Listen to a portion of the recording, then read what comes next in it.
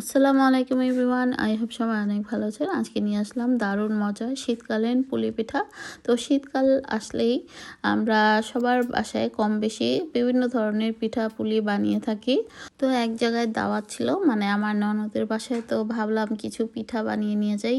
অনেকক্ষণ যাবৎ চিন্তা করেছিলাম কি বানানো যায়, মানে অনেক চিন্তা ভাবনা করে মাথায় আসলো এটাই। তো ভাবছিলাম যে এটাই মনে হয় অনেক সহজ হবে। আসলে এই পিঠাটা বানাতে গিয়েও আমি হিমশিম খেয়ে গেছি, মানে এত টাইম লেগেছে, কারণ একটা একটা রুটি বেলা অনেক কষ্টের।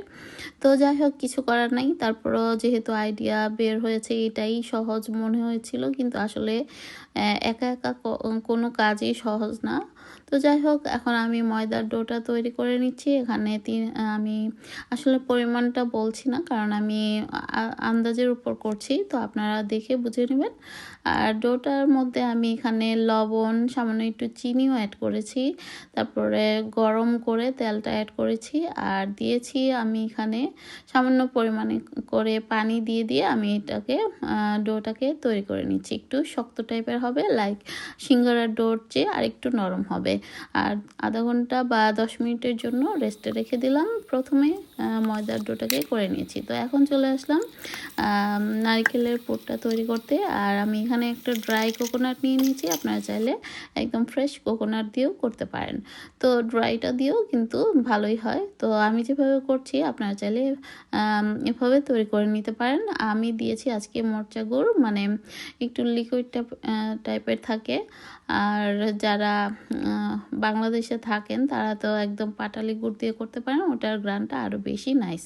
তো আমি এখানে সামান্য একটু এলাচের গুঁড়ো দিয়ে দিয়েছি, আর দিয়েছি সামান্য টেবিল স্পুনের মতো ঘিটা দিয়েছি জাস্ট ফ্লেভারটা সুন্দর আসার জন্য। আর দিয়েছিলাম এখানে আমি কোয়ার্টার কাপের মতো তিল, বা মানে সাদা তিল অথবা সিসিমি।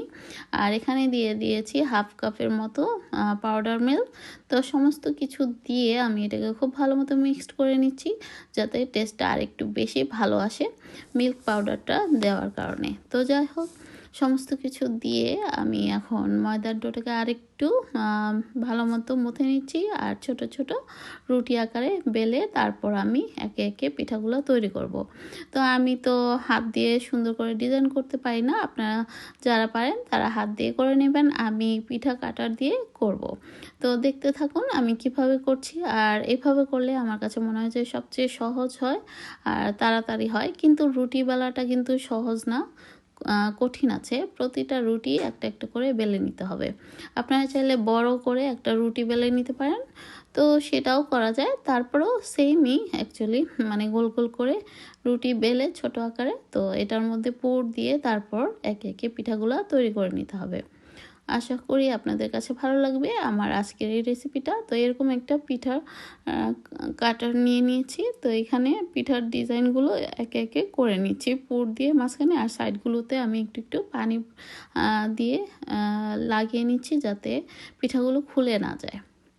তো এই তো পুরটা দিয়ে একটু অল্প করে পুরটা দিতে হবে, বেশি দিলে কিন্তু একদম অন্য ফেটে যেতে পারে। তো সেই বুঝে আসলে দিতে হবে। আর সাইডগুলো থেকে এভাবে রুটির বাকি অংশটা বের করে নিতে পারেন।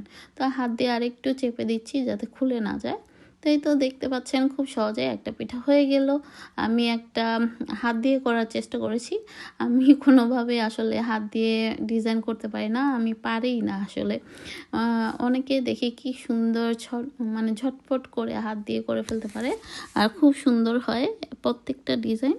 তো যাই হোক, কিছু করার নেই। আমি যেহেতু এর আগে কখনো তেমন পিঠা বানাই নাই, বা আমাদের বাসাও তেমন একটা বানায় না, যার জন্য আমি আসলে ওইভাবে শিখতে পারিনি, বা পারি না আসলে কি আর করা। তো এই জন্য আমাদের মতো মানুষদের জন্যই আসলে পিঠা কাটার মেশিনগুলোই ঠিক আছে। তো এই তো দেখতে পাচ্ছেন আমার পিঠা বানানোর অবস্থা। আমাকে দিয়ে এইভাবে আসলে পিঠা বানানো সম্ভবই না। তো যাই হোক, কি আর করা, মেশিন থাকতে আর হাত দিয়ে কে করে।